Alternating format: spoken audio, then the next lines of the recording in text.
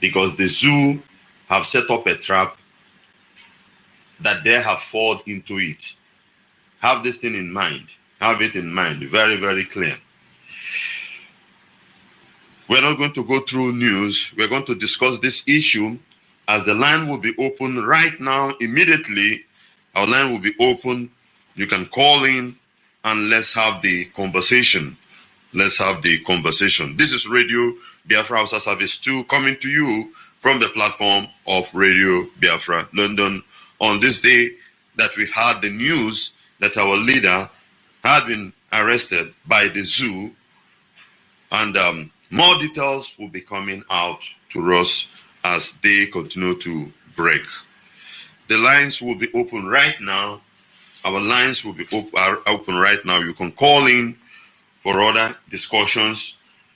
+183 263 73499 or +614 818 70925.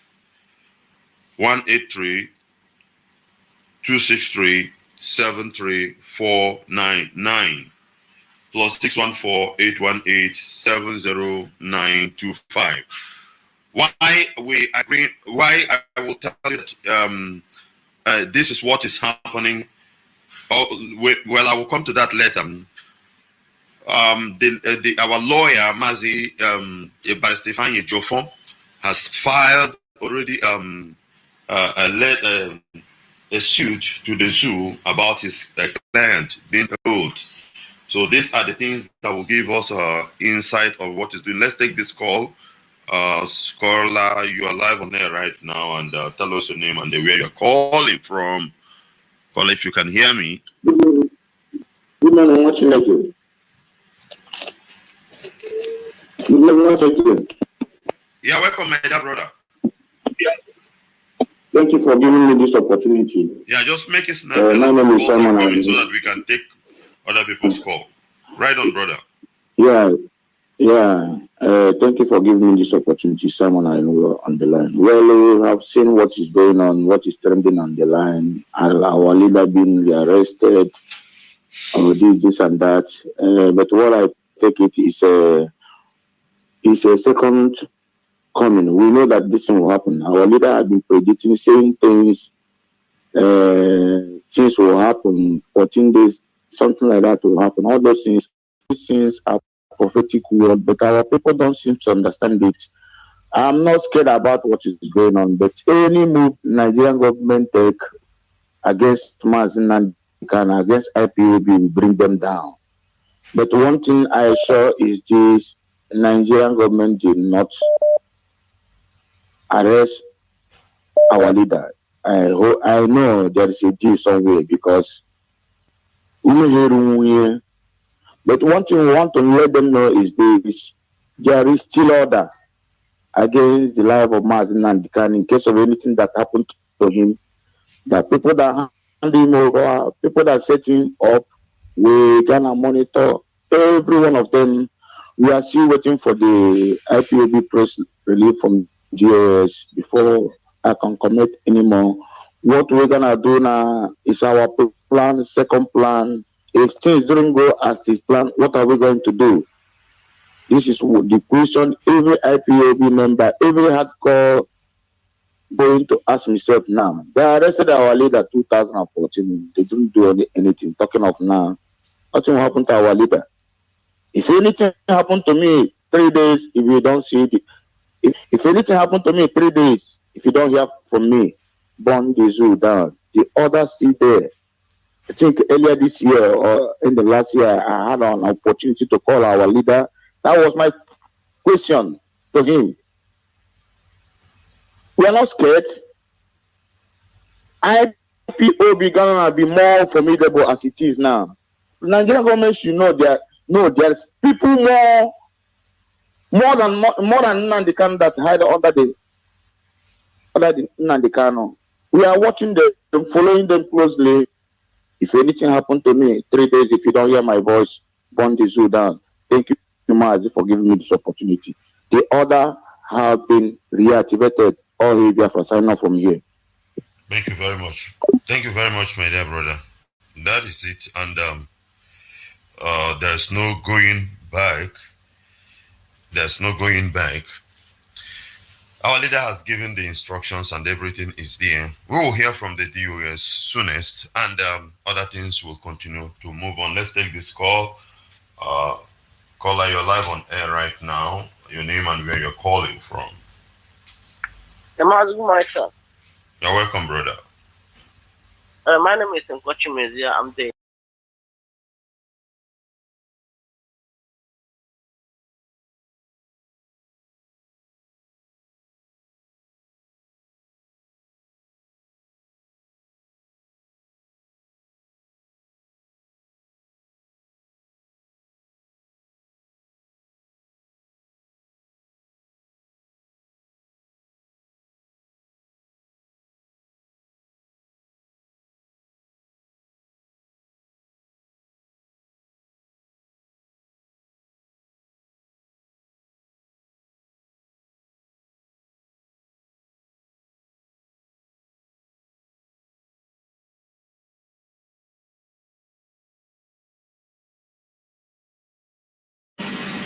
dangerous more than MAZI. So Nigeria thinking that maybe arresting Nandekano or doing anything to him will solve the quest for Biafra restoration. They should have a rethink, which they know that we cannot stop.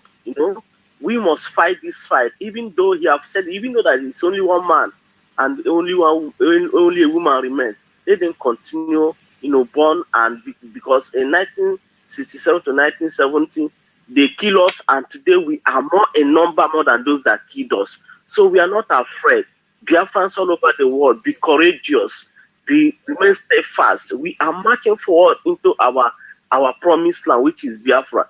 Chukwukabema will protect our leader. We know that they can never do anything to him. But if they do anything to our leader, the zoo will hear it. So, Maz, I want to appreciate you. I want to thank you for picking my call. Let me leave so that others will also come and comment. But we encourage Biafrans, mostly Biafrans in Ghana, those that called me yesterday. I just remain steadfast, don't panic, remain calm. Very soon you will hear from the DOS. Thank you, man, for picking my call. Thank you very much, my dear brother. And that is the message. We must follow the chain of command of IPOB. The Directorate of State will come and address us very soon, address the whole Biafrans. But the thing is that you and I have to wait and do what we are asked to do. Yes, they have rearrested our leader, and there are other things that are attached to it, which will come up. You first of all hear from the DOS before other comments will be coming up. Let's take this call. Caller, you're live on air. Your name and where you are calling from, caller. Thank you very much, MAZI. WAIL from here. Am I coming out, MAZI? Yeah, loud and clear, brother. Okay, thank you very much, MAZI. My name is Desmond, and I'm calling from Italy, MAZI. MAZI, I want first of all say good morning to you and Biafrans IPB family members worldwide, and our great leader, MAZI Nnamdi, His Excellency, I salute you from here. MAZI, we don't have much to say than to say that we have to wait for the direction from the DOS, and also our people have to remain resolute, and anything we are doing before, we have to double our efforts now, because in war it's always unpredictable. Anything can happen, and we have been prepared for this time, so nobody should maybe have any form of relenting or anything like that. No, we must keep on moving. We have been in the state of war, and you don't expect things to go the way you expect them to go. Well, all we have to do is to double our efforts. So in this guy's MAZI, let me give out our number for Biafrans in Italy to support ESN. Because we have to keep the good work going on. Our land, our bushes have to be cleared of the terrorist planning headsmen, and all the terrorists in uniform that are there to kill our people. We must protect our land for our mothers to be able to go to farm and for our people to be able to live free. So this number is from IPOB National for the national coordinator to support ESN for Biafrans in Italy. The numbers are +39 35100 46055. I repeat again, +39 35100 46055. This is the IPOB national coordinator's number in Italy. The second number is +39 3512 551274. I repeat, +39 3512 551274. This is the IPOB national PRO in Italy's number. So any of the number you call, you'll be directed on how to support ESN. Our people must be prepared, okay? The hour has come. If the Nigerian government mess up, we are going to make sure that even we that are in diaspora, we are going to go back and make sure that we'll fight this battle to the end, okay? There is no going back. It is a battle. In battle, everything is expected. You fight the last man standing, okay? So if they mess up, we will fight that whole country. Everything will sink. Everything will sink. That is the point. This is not time for joke. This is not time for play. Everything will sink. There is no need to talk much, but our people must remain resolute and wait for DOS. That is all. Anything, look, we are going to make sure that blood flows everywhere. Thank you very much, MAZI. Thank you very much, my dear brother, and continue the good work you are doing. Continue the good work you are doing. Let's take this call. Caller, you are live on there right now. Your name and where you are calling from. Yeah, WE, my beloved brother, comrade, and Onyeke, I say good morning from Warsaw, Poland. I remember I say okay from WE WAIL, and I hear from Omaka, the province of Biafra land. My brother, good morning. It's not been a happy days for us. Of course, it's anticipated, MAZI, but who will be tied that person, that country, that woman that saw the son of man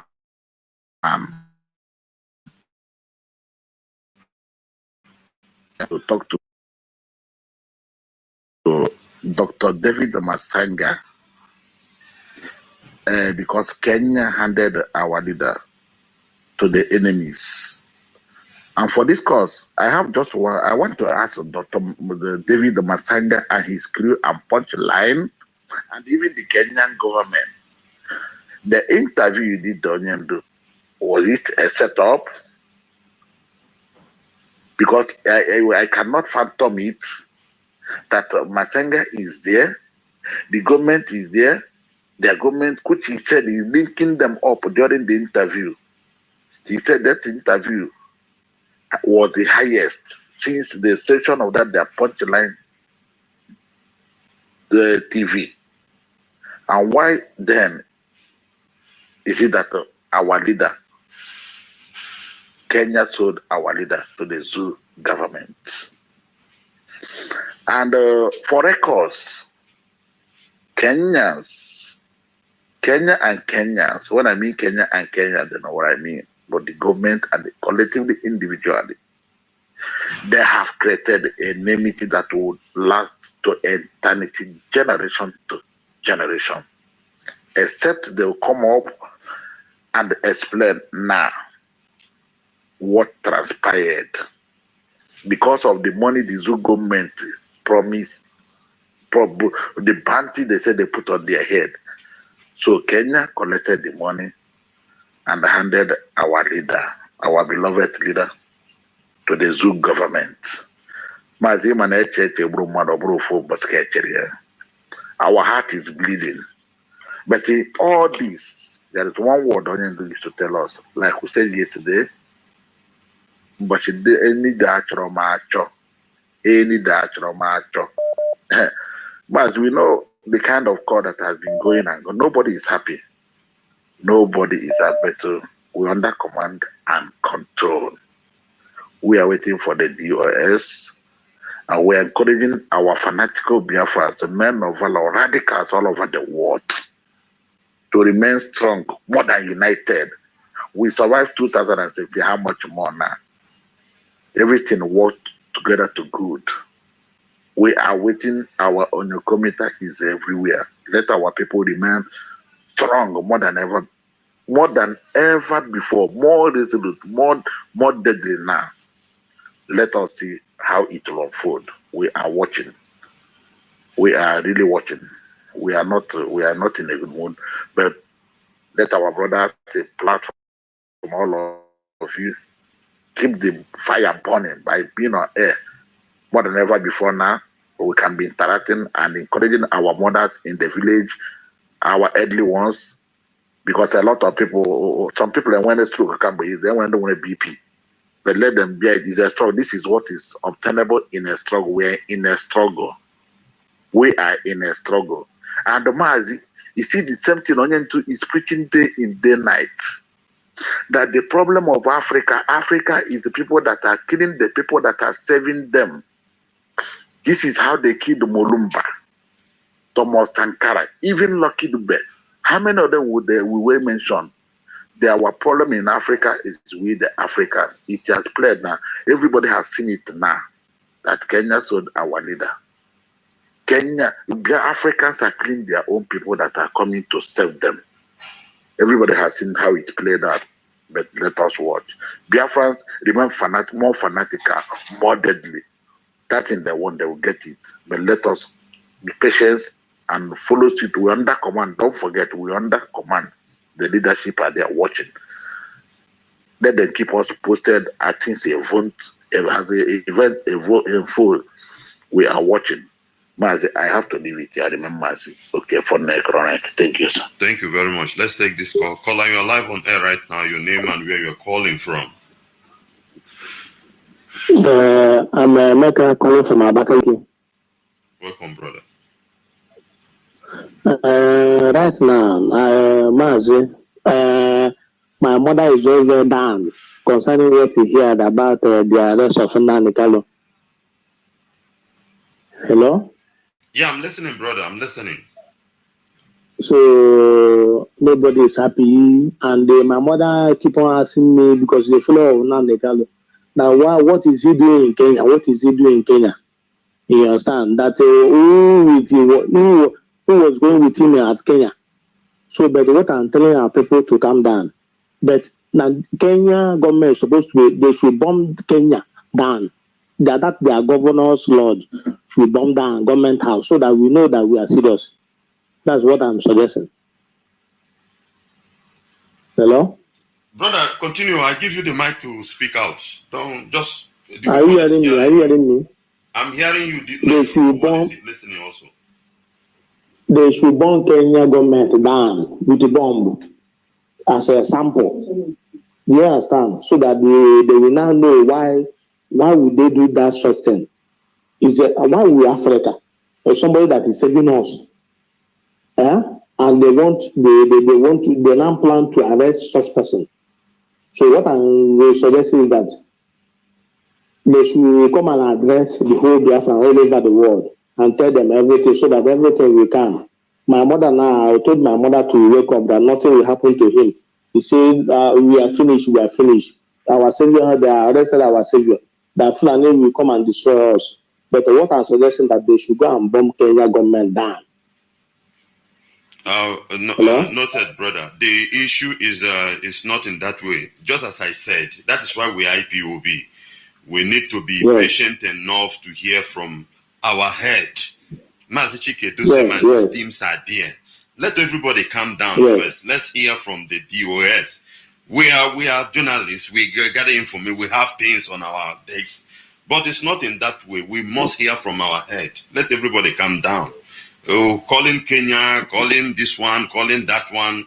And all these things are what gathered everywhere. So nobody should start on that. We have not heard from our head. And as soon as in hours to come, you will hear, we all will hear from the head of the directorate. And whatever they give, that is where Biafrans will move on to.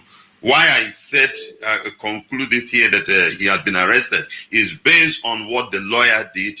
Our lawyer have filed or tabled, I don't know the language they use in law, regarding, because they send him an official information on his office that his client had been rearrested.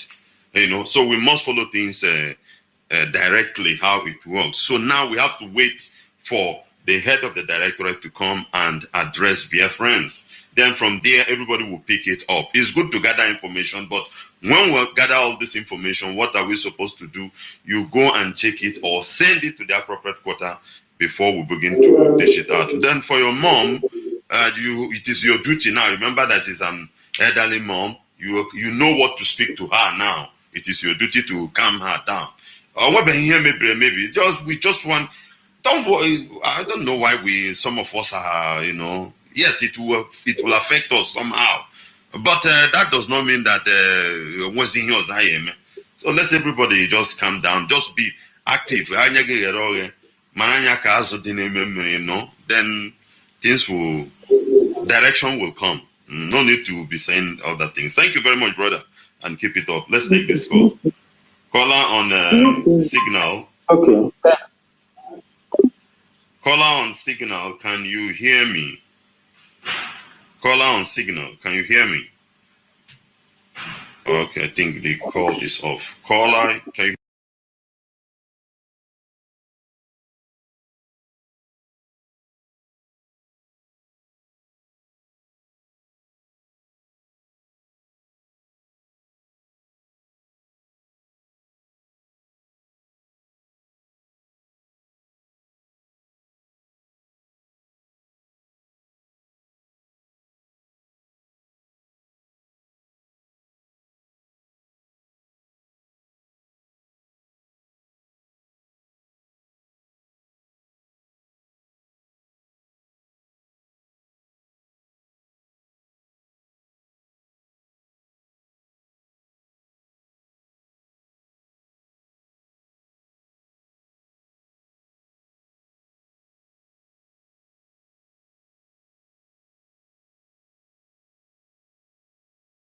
Understand? So everybody must be calm. Let's know the situation on ground before they act. What I want to encourage our people is this: if we should buckle up, contribute to ESN, men on ground that will do the needful.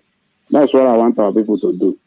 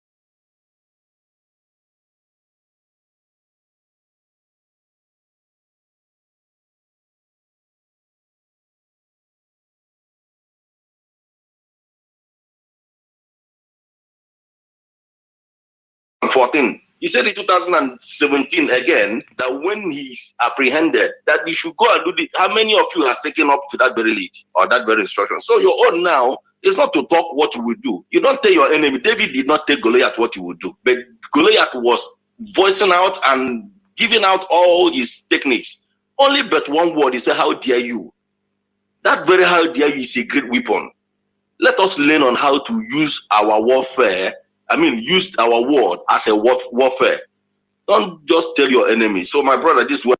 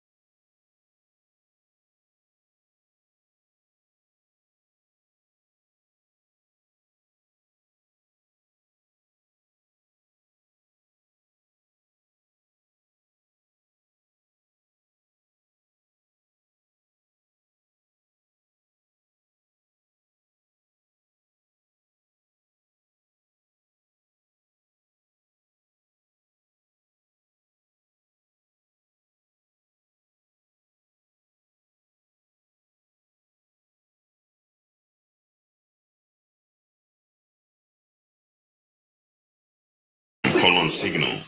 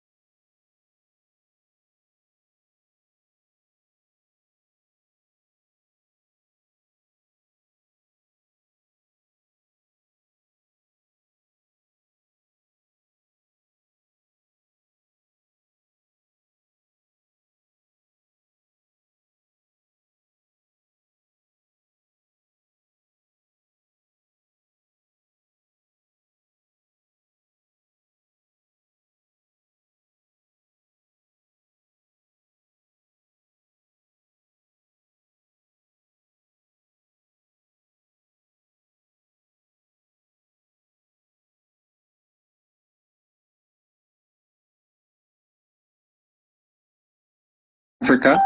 I know you won't be disputing that one. Right, so, Brother Justice, if you could introduce yourself and then you introduce the organization of what you represent, yeah? Well, good morning, everybody. It's a great honor to be in this studio. Thank our brother Kwame and brother Cecil for this invitation. My name is Justice Wukachi-Lois. I'm the UK United Kingdom National Coordinator for the indigenous people of Biafra. Now, as Kwame said, Biafra is in Africa. Without getting too controversial, if you look in the ancient maps, even as far back in 1600s, you see the word or the area designated Biafra. So there's no argument about where Biafra is. Now, most of us understand it's also in Nigeria currently, and that's probably in fact, what we need to that big sea area of Nigeria is actually called the Gulf of Biafra, isn't it? Yeah. Long before Nigeria Absolutely. became a state. Absolutely, absolutely. So there's a bite of Biafra, long before Nigeria became known as a country. And that's, so if it existed in the 1600s and Nigeria got its independence in 1960, so Biafra obviously existed before, but and the issue now is whether it's inside Nigeria or is Nigeria inside Biafra. But we're going to go into that. So I'm really grateful for the opportunity and privilege to share what little knowledge I have on this huge nebulous topic. But if the process or the actual outcome is to help everybody understand the situation on the ground, and also to help us as Africans to stop further bloodshed in that part of the world, we'll all be grateful. Thank you. Okay, so give a brief history of the organization. Yes, IPOB, Indigenous People of Biafra, is an organization which is like a movement in the sense that it's in over 88 countries in the world. And this occasion because of the fact that most people who were indigenous to Biafra, which is part of the Nigeria, let's say for geographic location, have found themselves scattered all over the world. So you have people within the area of their indigene, which is Biafra within Nigeria and also the rest of the African continent. And there's a saying that where you don't find an Biafran, then that place is not safe. So we are really everywhere. So it's an organization which, like an umbrella group, which try to unite them all to fight a common cause, which by implication, if we stabilize this part of Africa, the whole thing will be the rest of Africa. So we are in several countries. I happen to be one of the coordinators in the United Kingdom. So if you go to Germany, you find IPOB. If you go to France, you find IPOB, Ireland, and so on and so forth. But of course, the majority of people live in Biafra land itself. And this is what we're going to explore a bit further. Thank you. And the common cause is, what's the aim of the organization? Right.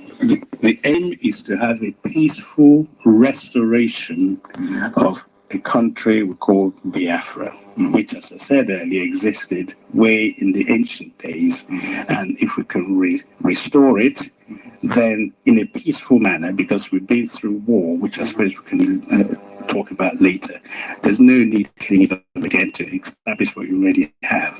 So this particular organization is going for a peaceful agitation for the restoration of their sovereignty, which is Biafra. And that means succeeding from Nigeria. People call it seceding. Yeah, people call it seceding. When you use the word secede, it means you're going to, literally price yourself away. But in 1967, when the first word was used to say Biafra, part of Nigeria, was seceding, it was with the understanding that you're a part of a country and you're forcing to go away from it. But if you have been pushed out from one part of the country and you return to your village, you can't be saying you seceded from your from other parts. From the way the world will look at it, as though you're pulling away. But the Biafran experience was that they were in other parts of Nigeria and they were pushed out of that. So nowhere else was safe until they got back to their own fatherland, as it were. And because of the rejection and all the efforts to have peace failed, they declared themselves as a separate part of the country, hoping that in so doing, they'll be left alone and no further bloodshed. unknown to them, that declaration was a signal for Nigeria to say, well, we have this territorial integrity, you can't go out. So they killed them to kick them out, they killed them to bring them back in, and the killing is still going on. So the IPOB is trying to stop, bring an end to all this killing. Okay. Right. If you could give us a brief history, just may I assist briefly? Yes. You speak of the indigenous people of Biafra. Yes. Everybody knows that in a way it's Igbo land. So who else is there? Okay. When we look at the whole map of, if you like, Nigeria, there's a section called Igbo land. The issues like, what's the best way to, you don't really know where the boundary is, because if you imagine Nigeria as an artificial creation, if you look at African map, it's in boxes, isn't it? So there's an artificial creation. So there's a portion of that artificial creation, which you call the Igbos live here. But they have neighbors like other tribes, like the Efik, like the Ibibio, the Ogojas, and so on. And you keep listing them. It's like if you move from one part of your village and go further down, they speak a slightly different dialect.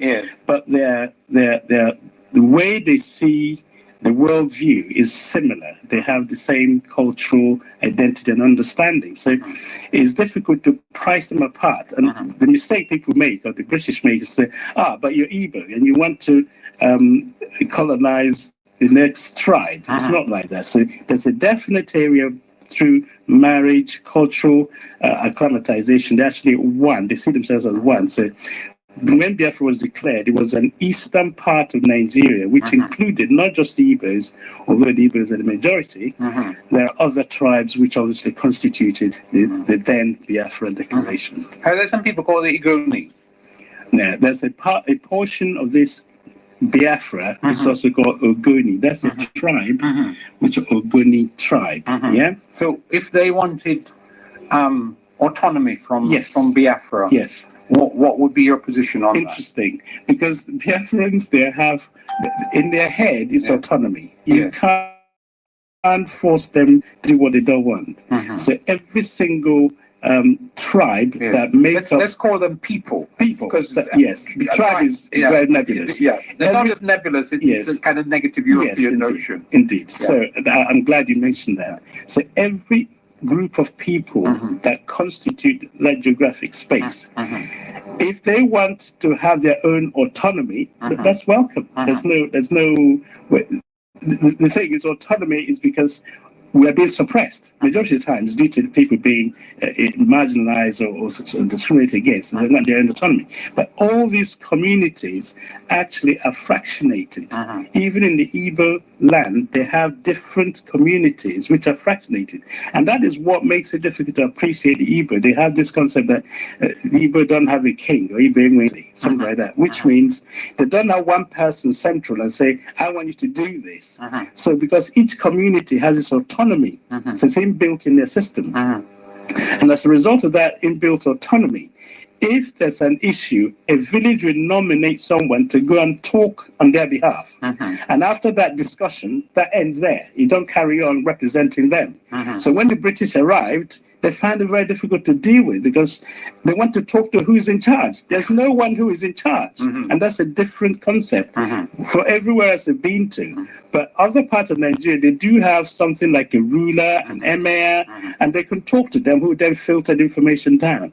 In the Biafran setting, you don't have this overall ruler. So every village is autonomous. So the Goni people would be autonomous. The Efik are autonomous, and so on. And the combination of all this makes what we call United States of Biafra. Okay.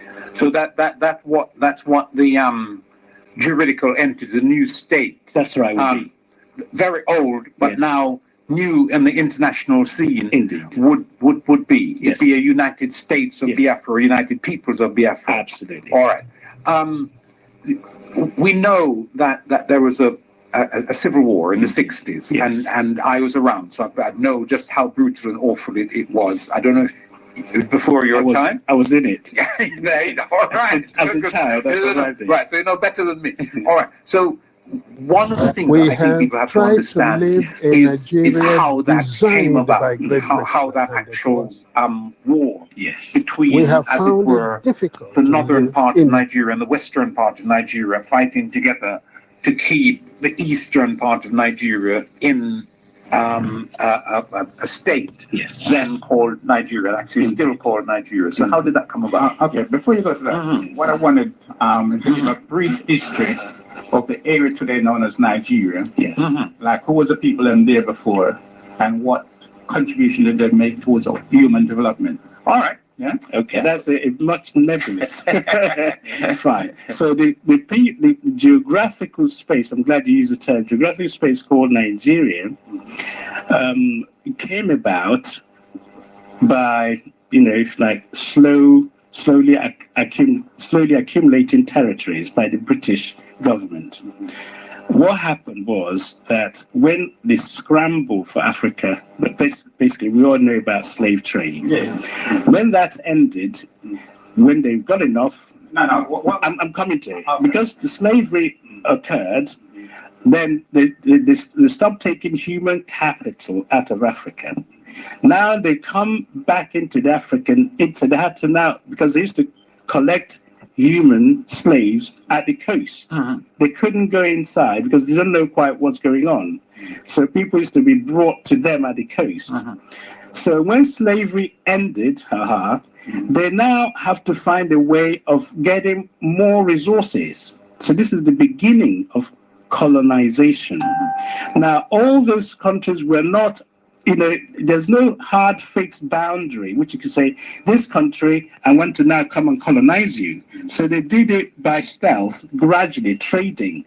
So the French were coming, the British were coming, so they were actually fighting among each other. And the Europeans, being Europeans, they went to Germany and sat on a table and carved up Africa like a turkey. Yeah.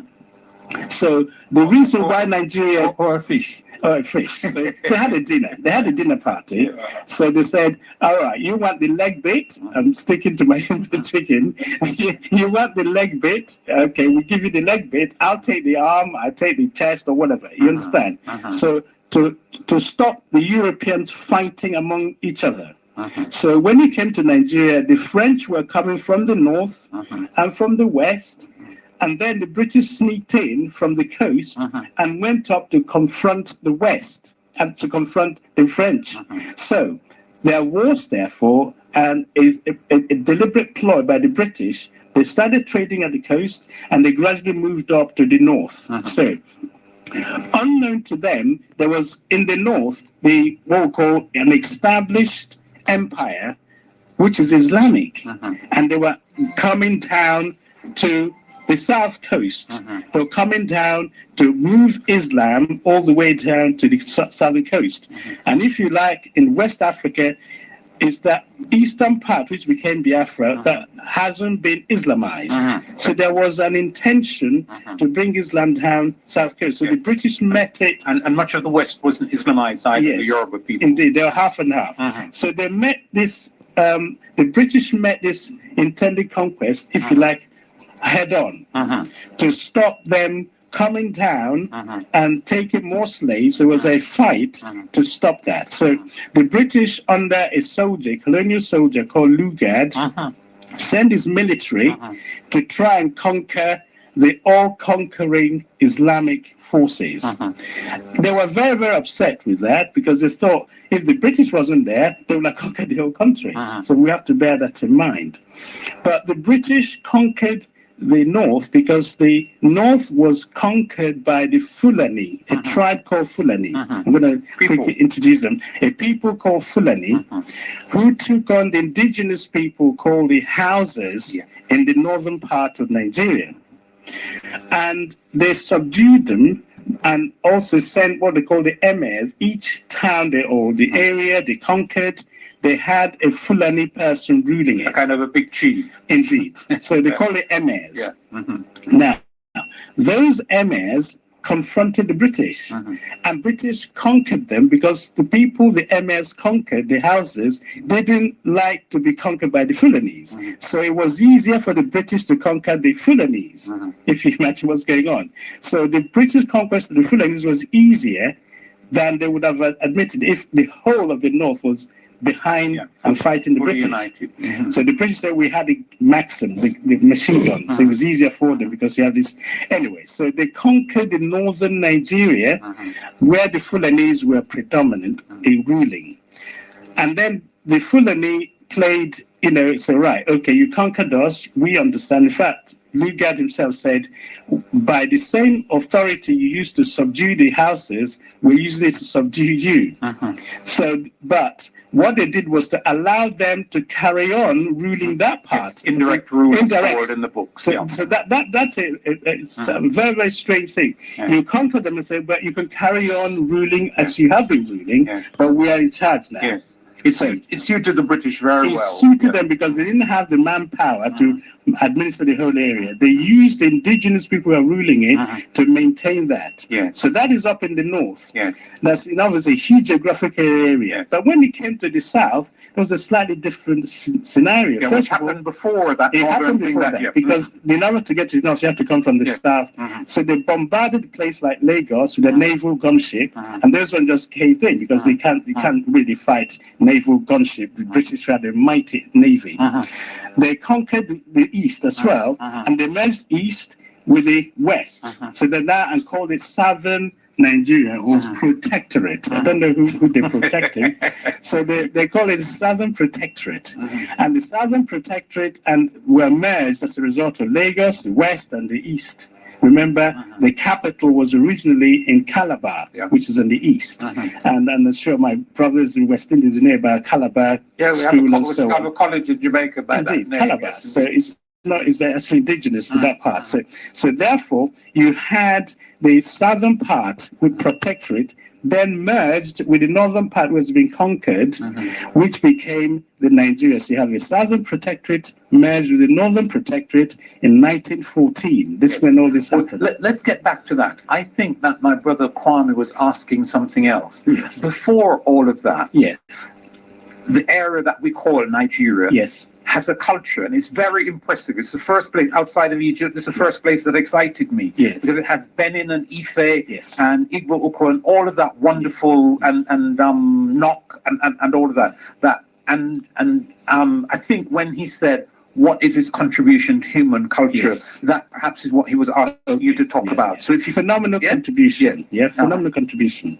I suppose the Benin culture, for example, if you go to the bronze, they are really masters of it. And what the British did before they merged into Southern Protectorate, the Benin culture had their own military. They resisted the British invasion force.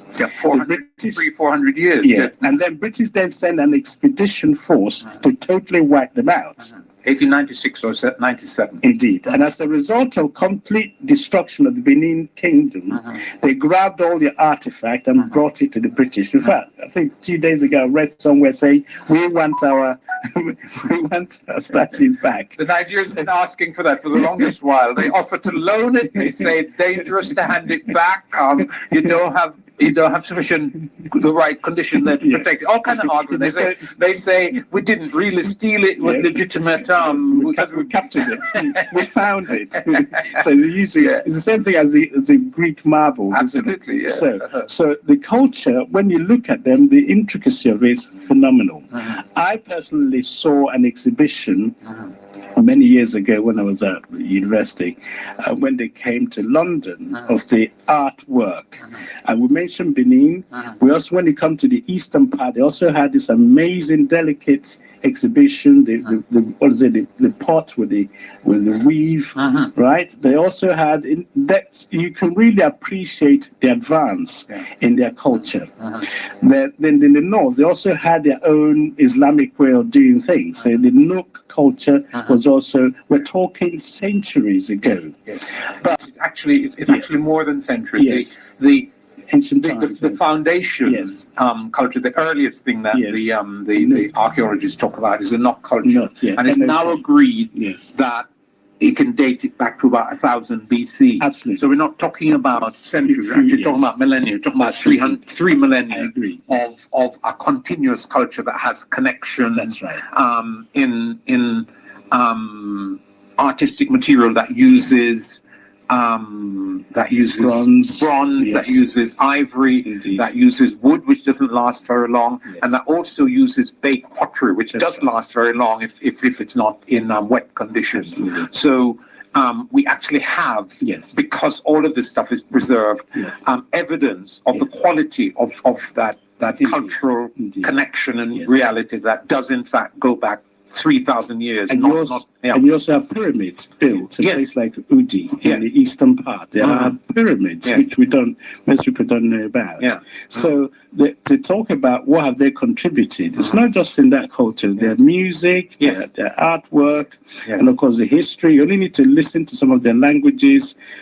Some of us have certificates put in the drawer, but those people, their wisdom in their idioms will make you understand they were really advanced cultures. And speaking of the language, one of the fascinating things is that the HAUSA, who the Igbos may not particularly like, I don't know, but the HAUSA have this wonderfully, I'm sure it's not actually more intricate than anybody else's, but the Western linguists regard it as a phenomenally complicated and impressive language. There's a reservoir of all kinds of cultural stuff. And they've suddenly decided that it's not really an African language at all. Because every time something of cultural that they recognize as of cultural significance is found in Africa, it cannot be African. So I think on this program we were saying a few weeks ago, so the Hausa language, because of its riches, is not African. The Ife bronzes, which were rediscovered in the early 20th century, the first one in 1910, and then a whole set of them in Ife, in the Olokon Grove, as you probably know, in the 1920s.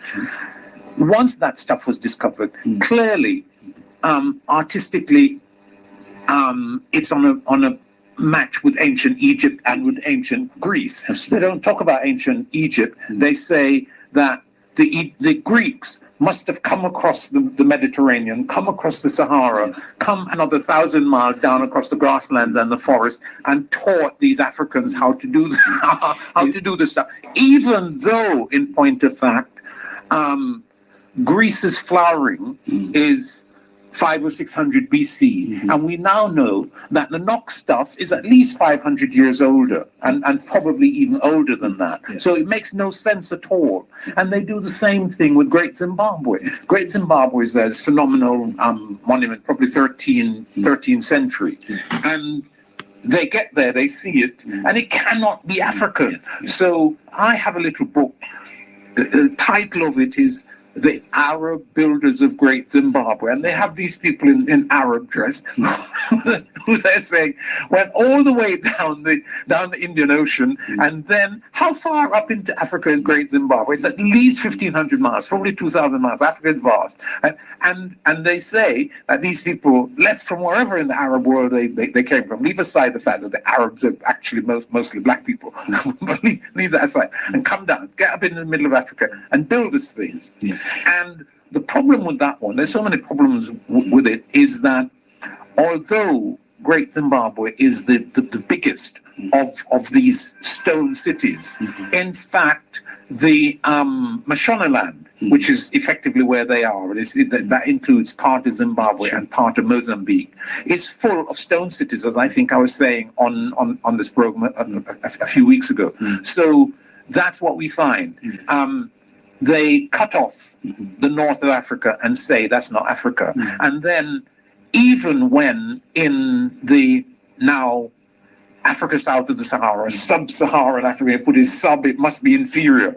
And then you find stuff there. How do you explain that these people who are supposed to be primitive, non-creative, have done stuff? So the explanation is that they really didn't do it. The Portuguese helped the Benin to make their bronzes, or the Greeks helped their predecessors to the people of Ife to make their bronzes, or They don't bother to know that those people were part of a tradition that stretched back before Greece. Leave aside the Egyptian connection or the Ethiopian connection. Yeah, absolutely, because the Herodotus was known as a Greek historian. He was indeed. If he's the father of history, he wrote about Africa. Yes. So you can be a father of history, writing about history that's already been made. Yes. So everything African, like the building the pyramids, all the advanced technology, they always try to find it impossible to attribute it or to ascribe it to black people. Yeah, absolutely. That's the bottom line. Absolutely. So the civilization is for them to see and acknowledge they actually belong to black people. Yes. And they try everything to denigrate. I think it was Napoleon who chopped up the nose of the Sphinx. Yes. Because he couldn't believe. Then he shot it off. So that for him, it can't possibly be black nose. You know, it can't. So to answer your question, civilization in Africa, wherever you look, you find there were more pyramids when they in Sudan. Yes, absolutely. Than in Egypt. Absolutely. So people don't say that. So the black people, they were, if from point of view of contribution to civilization, they're highly advanced. And the Renaissance they talk about in France. We invented human culture first, and then human civilization. Everything that they call civilization. Literature, music, the arts, medicine, scientific technology, and so on. All of that starts in Africa. So what they did was to conquer Egypt and burn all the books that will support. But the hieroglyphics, all the writing is still there for them to see. Let's just look briefly at that burning process before. Right. So, and it's legitimate, because what we're really talking about is African contribution to world civilization, and we're focusing on Nigeria, but it connects the whole of the continent. So that burning process, it doesn't start with Napoleon. When the Greeks arrived and conquered Egypt, they collect up Egyptian books that are scattered. Scattered is the wrong word, that are located in the temples throughout Egypt. So they scatter them up and they put them in a library in Alexandria. And people talk about this as a Greek library. Nothing Greek about it. Greeks never had any books to put in no library. They've been writing for about 400 years by then, and most of the stuff that they've written was stolen, imitated, whatever from ancient Egypt. So all of this stuff gets collected up in effectively two different entities in Alexandria and so on. And then the Romans arrive and the burning process starts. There's either an accidental or a deliberate fire at the time of Mark Antony in that war between him and another Caesar. The stuff the stuff that takes place around it could be Pompeii, Alexander. Around what the Queen did name? Queen Cleopatra. Queen Cleopatra, exactly so. And so the burning begins then. Yes. And then the Arabs arrive and they do some burning. And before the Arabs, the Christians, who don't like this heritage of pagan, because Jesus is not celebrated in it, they burn some of that stuff. And so the burning, the destruction and stealing thing has been going on for at least 1,000 and 1,100 and something years. Horrible stuff. So there's a lot you can say the contribution. So if it doesn't matter where you go in Africa, when you look hard enough, you find advanced civilization. But the West will say, oh, it must have come from alien culture. It must come from outside. And that's really where we are. And the on the burning stuff, because in addition to Egypt, Ethiopia, and that Northeast Africa being a real residue of African civilization, you also have stuff that develops in the north of Nigeria, in places like Senegal, just to the north of Senegal, Mali, and Timbuktu, all of that. They are full of manuscripts. Most of the manuscripts are in Arabic, but not at all exclusively in Arabic. And most of it is still there, or if not most, a whole heap, gigantic amounts of manuscripts that contain all kinds of knowledge is still there. And those people who don't like indigenous African language, even if it's in African knowledge, even if it's in their language, because they're Arabic. So right now, Islamists are busy in Mali, in Timbuktu. The French are trying to stop them. God knows why the French are trying to stop them. And the UN. I see why the UN is right. So, but that burning process happening, because, you know, just as in Afghanistan, there's some Islamic barbarians, and they destroy stuff that non-Islamic because they see it as, well, just not Islamic and therefore not in praise of Allah.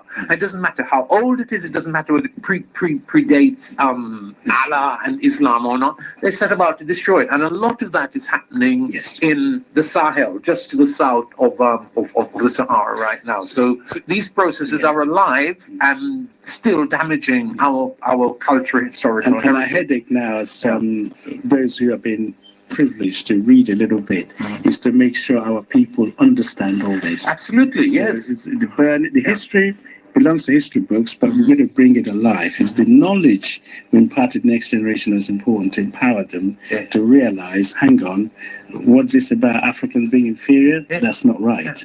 And that's really the message I want to say. So I don't know if that's and just one last point about that before we return to modern Nigeria. Okay. This burning and destruction and denial, this cutting off of the north of Africa, of Egypt, and saying that it wasn't African, wasn't black. That serves a real function, right? Because when the Europeans arrive in India or in China, which they did, or in Japan, or even in Mexico, they see and acknowledge at once that they are in the presence of old, deep culture. You don't want to do that in Africa, but there is evidence of that also in Africa. So what they do is deny the African nature of what they discover there. So when you talk to an Indian or a Chinaman, he knows that I belong to a culture that has all this ancient books and artifacts and so on. When you talk to an African, because of what the Europeans have done to us, we don't know how rich our culture is. We don't know that we're at the head of Africa, of world civilization. We don't know what our ancestors have done. And we believe what they throw at us, that we're nothing and have never done anything, which is history's largest ever lie. Right? Just as the enslavement of our people is history's largest monstrosity. The Jews are trying to tell us that the Holocaust is the worst thing that happened in history. Not a thing, no so. What happened to us is by far eons more than the Holocaust. This is not to approve the Holocaust in any way or to deny it, but it's more beer in comparison to what happened to us. And yet we, because of the power of the media, because of our own ignorance, because much of this stuff we've been able to know for something like the last 2 centuries. There have been individual black people who are writing this stuff, and it's there in the book, but we don't bother to learn it because we don't get told that it's there. We don't know that's important, and we listen. Our young people listen to all kinds of stuff. I listened to Michael Jackson. You just played with Michael Jackson, and I didn't understand a word of it. To be absolutely to be absolutely honest, and that's what our young people are listening to, right? And sometimes there's stuff there, but mostly there's next to nothing there. And the places that they could go for real knowledge of us, of our history, of our contribution to humanity, of indeed of our making of humanity, the people of them don't know because they don't have any way of accessing it. Yeah, so that's partly why, if you have a stable country, and Biafra would be one of those, it will respect these cultures. It will explain to our people, particularly in the diaspora, what has happened. Would there be accuracy without necessarily banting about, being melodramatic about what's happened to us? There will be events, there'll be lecture, there'll be, if you like, an explanation of who we are. And Biafra, when it was there for 2.5 years, demonstrated 2.5 years. Oh, the States. 67 to 70, during its war, it demonstrated its ability to innovate when it was totally impossible to innovate. Some Europeans arrive and say, this is the first place we've been to in Africa where the blacks are doing everything. So they were shocked at the amount of what they were able to do. So civilization had been been there, but we need to mine it and have stable countries in Africa which will actually show it. So people from abroad will come in and see for themselves. Until we have stable countries, it's going to be difficult to do that. So return now then to what you were telling us about, which is the making of Nigeria, say in the 19th and 20th century. So it was therefore a colonial construct in the sense that you had these indigenous cultures embedded prior to the arrival of the Europeans who were scrambling for mineral resources and had to acquire wealth to run their industries. So Nigeria, therefore, was put together, what we call an agglomeration of divergent cultures. In fact, the person who put them together, Loduga, said water and oil can't mix. They know that the type of cultures that were in their different, if you like, peoples, although they intermarried, they looked after, there was never a war. They were not industrialized killing of one tribe or the other. They intermarried, they traded. So all this, but they had a different, distinct identity. Now, so what Nigeria, what did Lugard mean when he talked about water and oil not mixing? Because he realized from the north, the Muslim way of doing things is different from the. Remember, I said to you, they had somebody who could rule and tell them what to do. Whereas in the south, in the east, they have some stubborn people like myself who, if you want to tell them what to do, you have to call a meeting. But another part of when you call a meeting, then people sat down and discussed what you're bringing to them to do, whether it's to the advantage or not. So as a result, there were two different people. The British could tell the North what to do, and they do it straight away. They can try and impose it in the East, and it wouldn't work. Right. I have a question that arises from something that you said earlier, which I know independently, which is that you also said that the Biafran War in effect started because there had been a process by which Biafrans who were everywhere in what was then Nigeria were killed and pushed back into Nigeria. Pushed out of Nigeria. No. Pushed out of Nigeria, back to the part, and then killed to bring back. Okay. So I think we're agreeing. I might be saying it differently, but in effect, what I heard you saying, and I know this to be true, that people from eastern Nigeria were living in the north, they were living in the west. That there came a moment when the place in the north of Nigeria called the Sabangari, it was a district in one of the big cities, where there's an attack on them and very many thousands were actually killed in that process. So what I'd like you to address briefly is how it came to be the case that those people from the east were living in those numbers in the north. Absolutely. It's a very, very pertinent question. Now, as I said, the British went there and united water and oil together.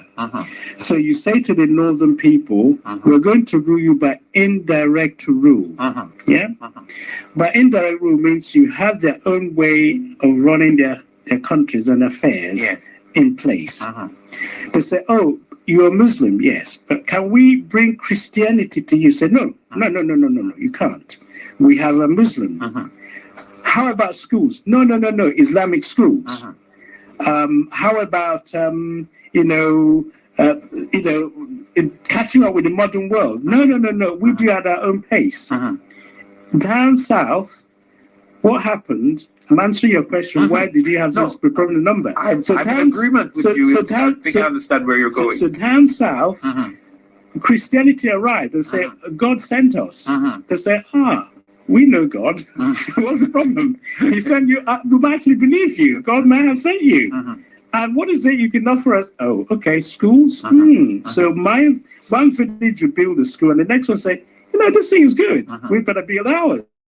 So there's a competition. To cut a long story short, down south part of Nigeria. Don't cut that story short. It's very important. Okay. So the reason I'm going that way is that there was an assimilation of the Western ways of doing things. Because after fighting the British and the British conquered them, they said, what have you got to offer us? Okay. What about churches, schools, and so on? So communities started developing. And what I'm going to say, cut a long story short, because of time, you end up having something like 800. Sorry, we can come back next week if you want to explain this properly. You have something like 841 secondary schools, let's say, down in the south. Yes. This is pre-independence. Yes, I know. Compared to nearly about 42 in the north. Yes. But the north is vast. Yes. Yeah? Yes. The size of Western Europe. Yeah? So if you have in the down south, I'm talking both in the Yoruba West and also in the East, a vast amount of secondary schools, but in those days quite rare. They were able, therefore, to produce those who can write, who can therefore do administration for the British government, which were needed in the north. So therefore, they went up north to run the trade, the post offices, and all the things. Now, you mentioned the word Sabongari before. For the benefit of the listeners, Sabongari is a place where if you arrive in the north, because you're not a Muslim, they will not allow you to live inside their walled city. You lived outside the walled city because visitors' quarters called Sabongari. Now, Sabongari therefore occupied by those who came from the southern part. And in the Sabongari, they were called privileged pariahs because they were actually doing the work and getting money from the Europe, in other words, they were earning salaries, sending their servants of colonialism in effect. So they're benefiting, they're having cars, having shops.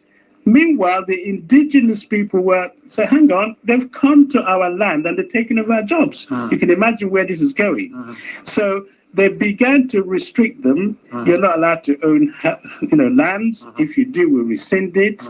And then so much so that they said, if we don't take any plan to stem this flow, we're going to be swamped. So their premier said, must be related to Margaret Thatcher. The jobs, well, he was knighted.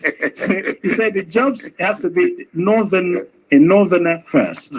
So you have people from the south who go to the north to try and run the whole country in the north. And if the northerners who were administering the northern part of Nigeria as a separate entity on behalf of the British via what they call the native administration, they can only appoint you if you're a northerner.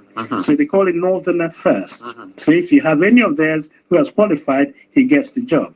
If you're then a foreigner, someone, an expat, that's the exact word, an expat, someone from outside Nigeria will get the job number 2, and any other part of Nigeria, we get 3 before an Igbo person from the east gets the job, because you think the Igbos, all you have to do is put them in a job, and before you know it, they're taken over. So there was this enmity about those who went off from the southern part to the northern part to help to develop what was then the Nigerian Federation. So I want to ask another question, because I know that in the making of the Civil War, that's important. The officer class in the Nigerian army was also substantially from the south, and particularly Igbo. As the place became independent. I'm building the civilians, and then we bring the army. All right. Okay. So the civilians were in, if you like, most of the people who went up north to set up their own motor, spare parts business.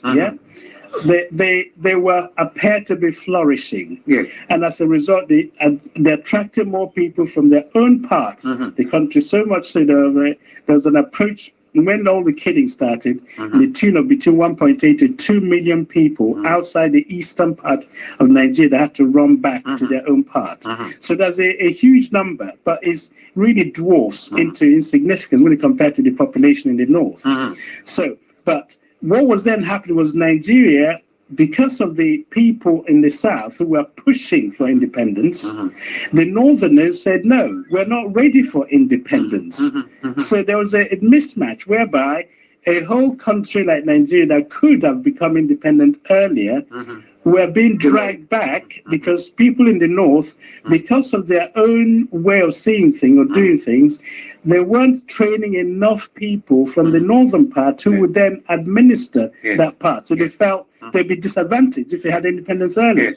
So much so that Nnamdi Azikiwe mentioned independence means southern rule, just as in the Caribbean, Absolutely. Mr. Bustamante said independence means brown man rule. There you go. So they didn't want to replace the British colonialism with Southern colonialism. Okay, so that was an issue for them in the big time.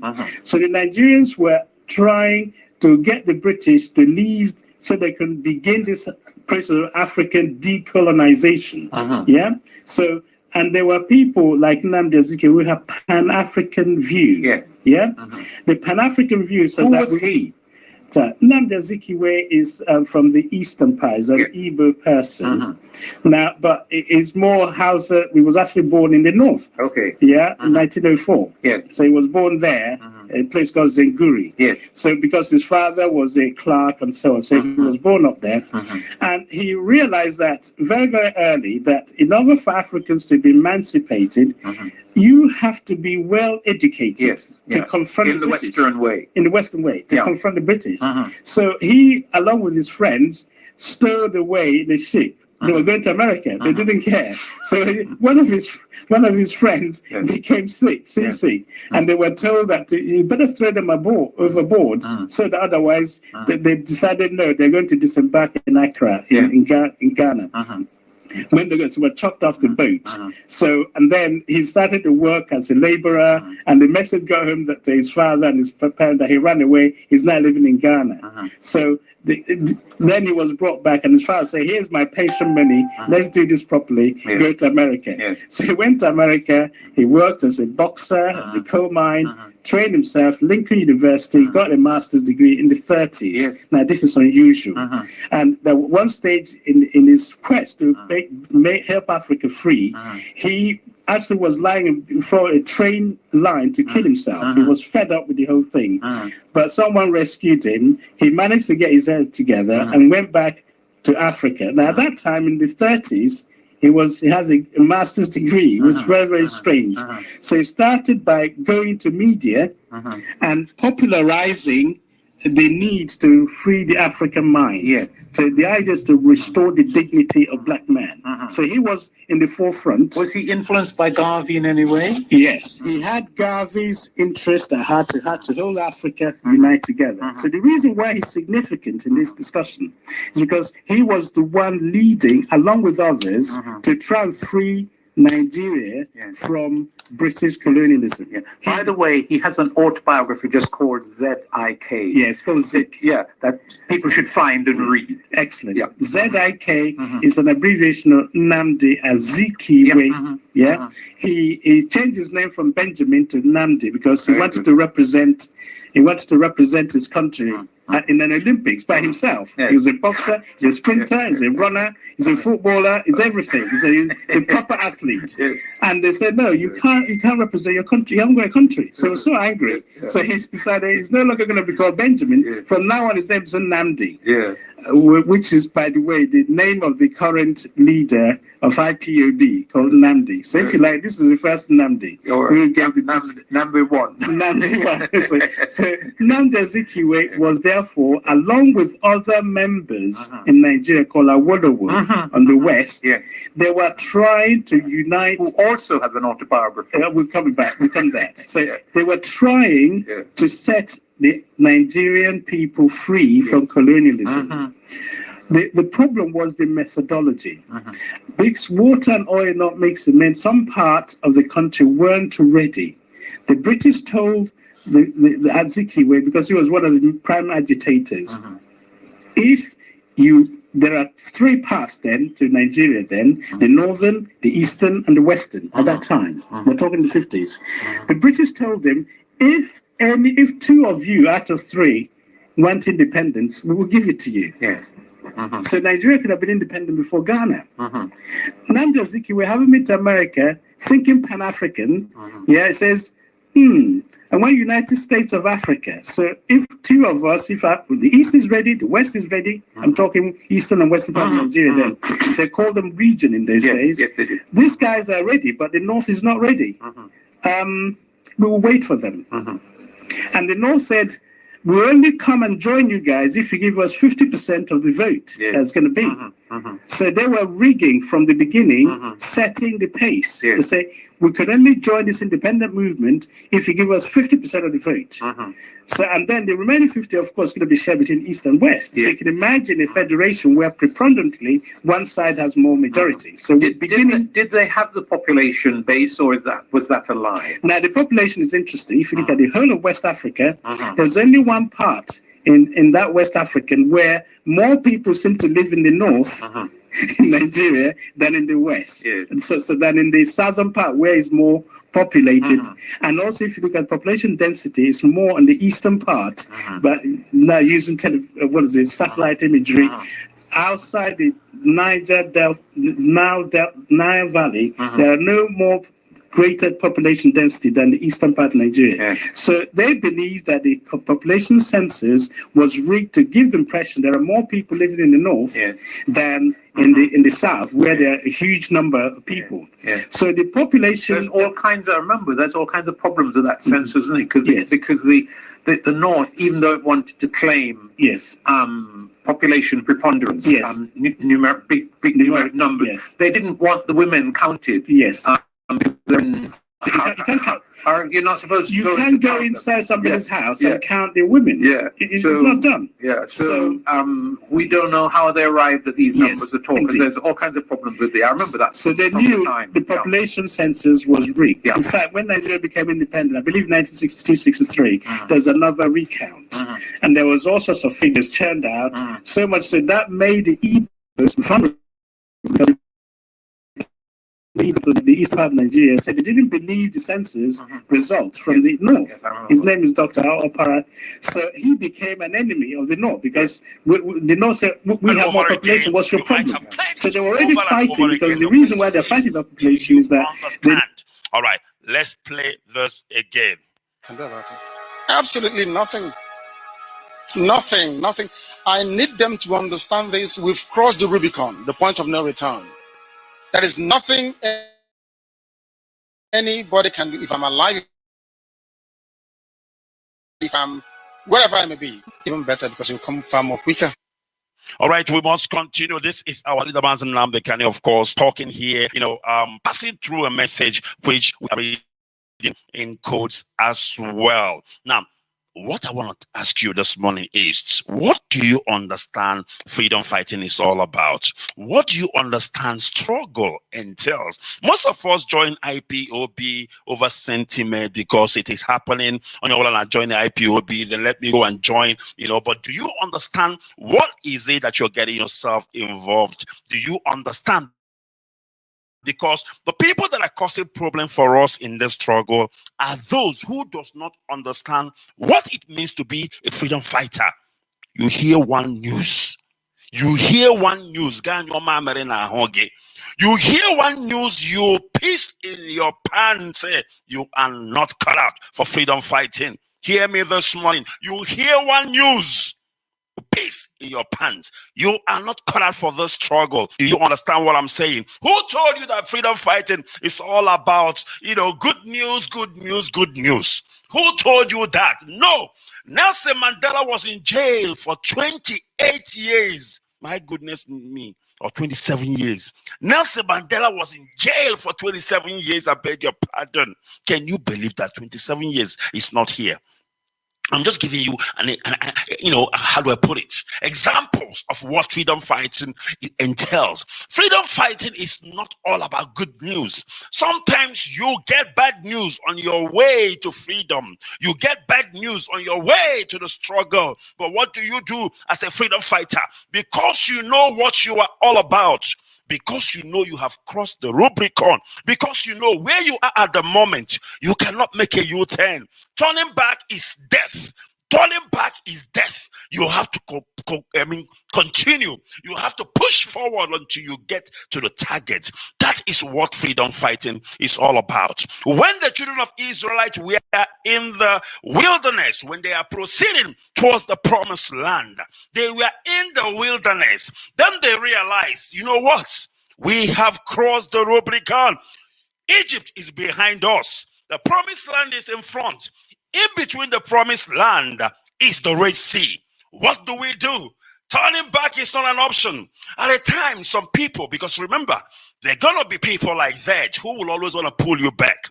People, when they hear one small bad news, they will say, oh, we are dead, we are finished. To your tent, oh Israel, let everybody go to their home. There are people like that. They are in every organization. They are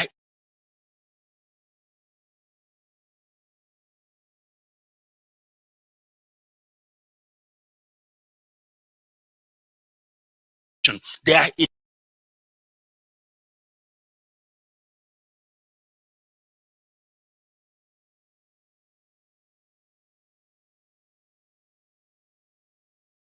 there are no more graves in Egypt where we can be buried, that you brought us to die and be buried, or rather that beasts of the air can eat our flesh in the wilderness. This is the question they were asking Moses.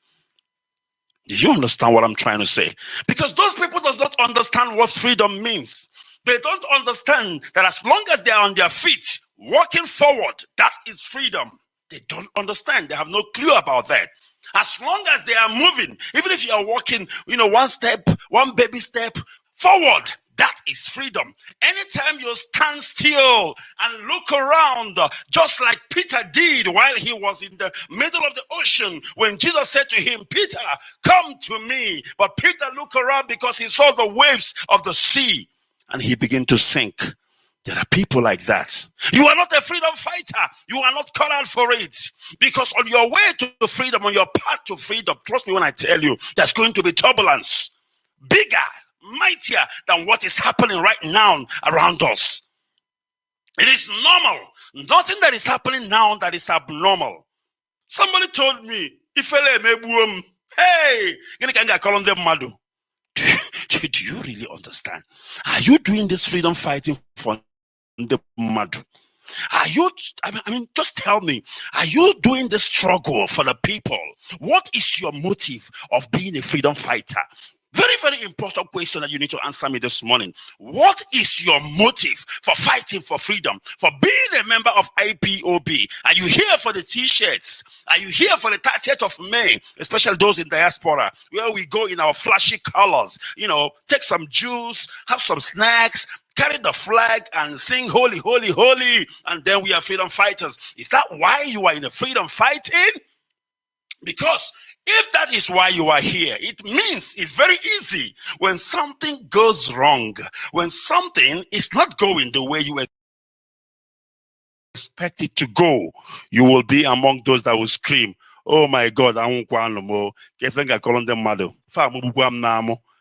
will be among those. But if you are a freedom fighter, what is a freedom fighter? A freedom fighter is this. We are moving. You are the commander, and then you get shot on the way. Do we retreat? Do we turn back? No, we continue. Another person take up the baton. We move ahead because we know we have a target. Because we know if we turn around, the enemies are behind. The enemies are in front. The enemies are everywhere. So what do? If I have to die, let me die moving forward than die standing still. Woe unto them. Woe unto them that are at ease in Zion. That's what the Bible said. Woe unto them that are at ease in Zion. We have come a long way, Biafrans, hear me this morning. We have come a long way, my goodness me. A 15-year-old child is no longer a baby. A 10-year-old is no longer a baby. We have come a long way in this freedom fighting, that what we say to ourselves is this: Biafra or death.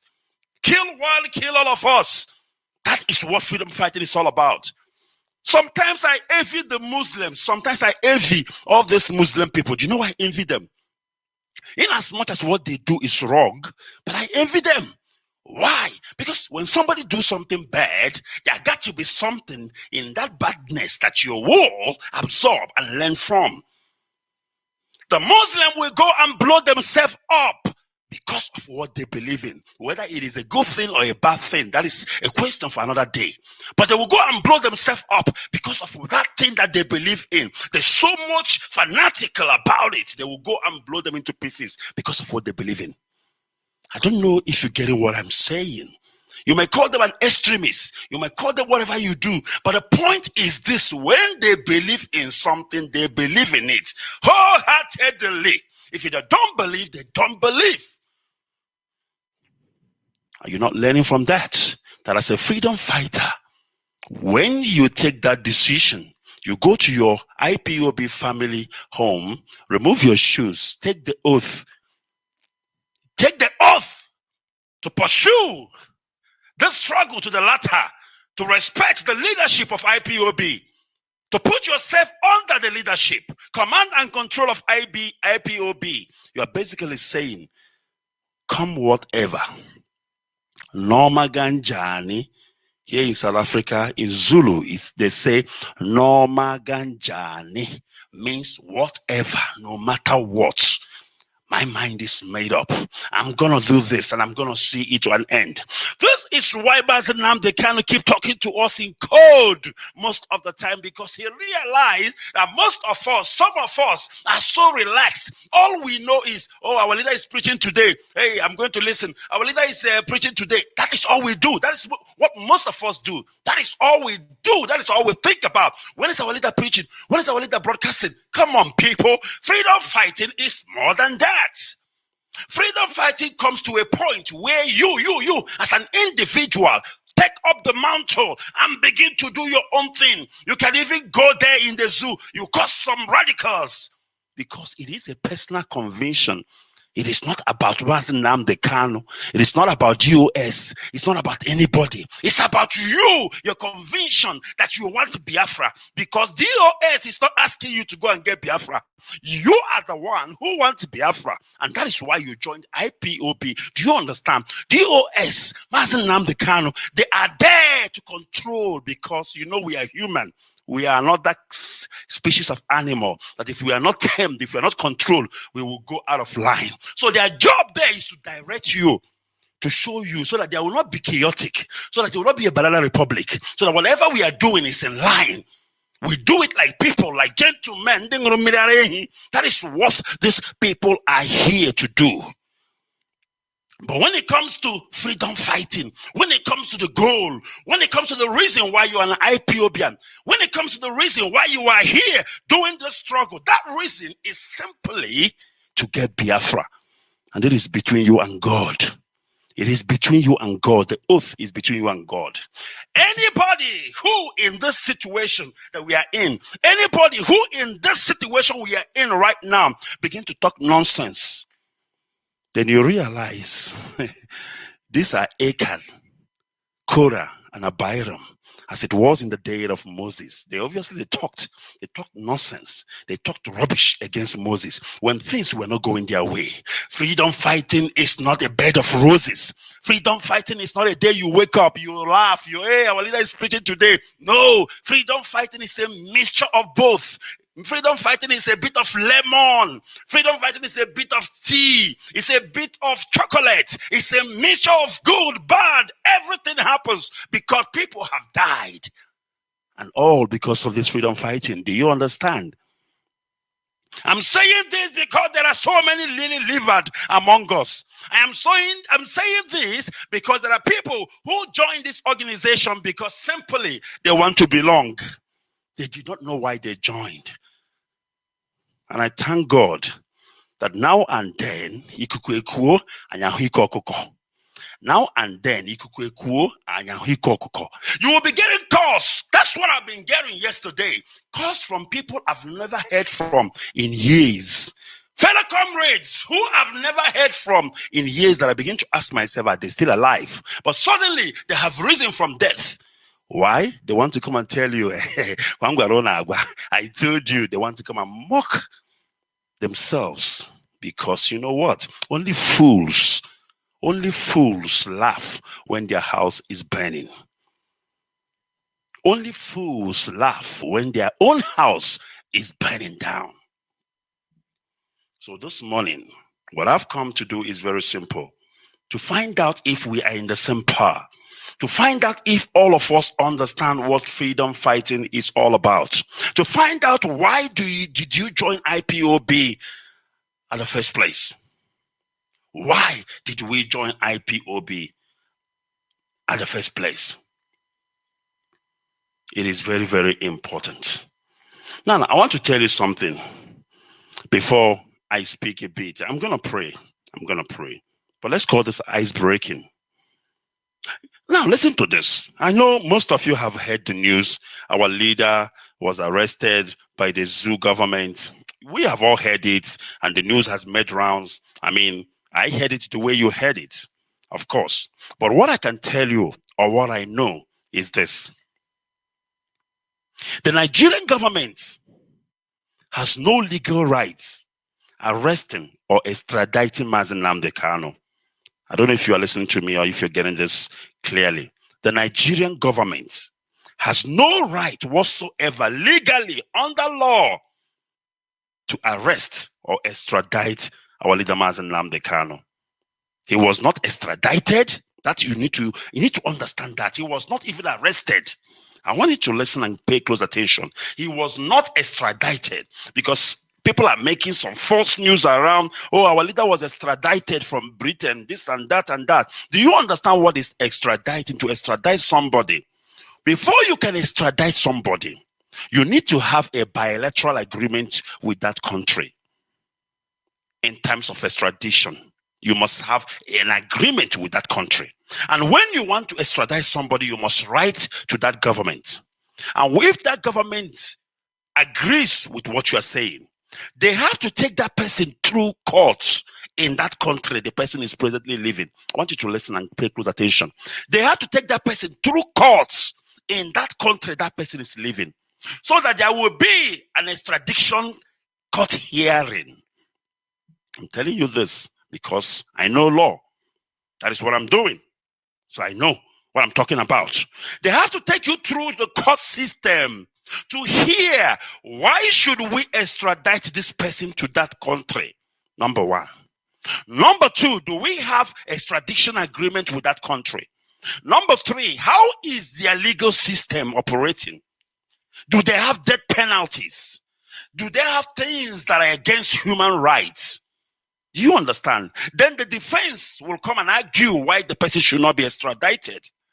And then, of course, the state or the prosecution will also come and lay their argument. At the end of the day, the magistrate or the judge or whoever is presiding will rule whether or not the person should be extradited.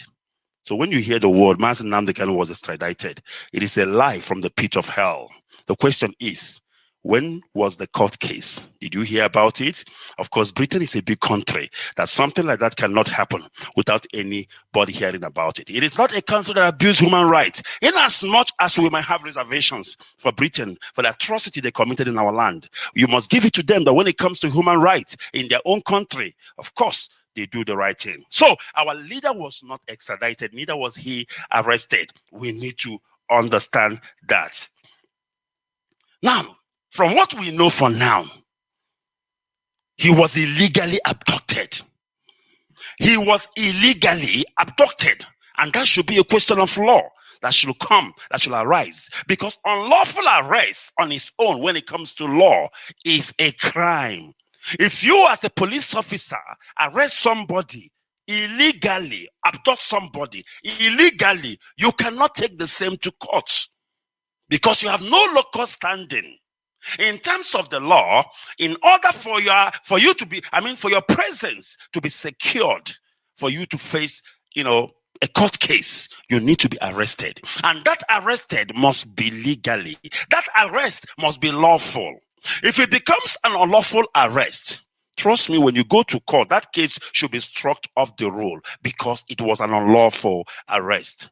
If a policeman sees you on the road and says, yes, you are the criminal, I've been looking for you for years, and begin to hit you, beat you up, assault you anyhow, with blood all over, bruised faces, and then he takes you to court. Once your lawyer realized that you were assaulted before the arrest, they won't be talking about the case yet. They will be talking about unlawful arrest. That will be the the case they will be putting up in court. unlawful arrest. And you know, in every legal system, unlawful arrest is not acceptable. If somebody is unlawfully arrested, assaulted, and taken to court, that case will not stand. That case will be struck off the roll based on technicality. It's as simple as that. That is how it works in law. So I'm saying all these things to open your eyes so that you can be careful what information you digest. We are still waiting for DOS, of course, to send out our press statement. Once this press statement comes out from DOS, everything you need to know will be there. Because it's very important that you hear from the horse's mouth. It is very important that you hear from the DOS. It is very important that you hear from our own people than listening to the Zoom media, because these are your enemies. They never meant well for you. How do you expect them to say any good thing? They will be saying things because for them it's vendetta. For them, they want you dead. For them, everything about you must be done in a way. They are not doing it based on any legal route or any legal background. Not at all.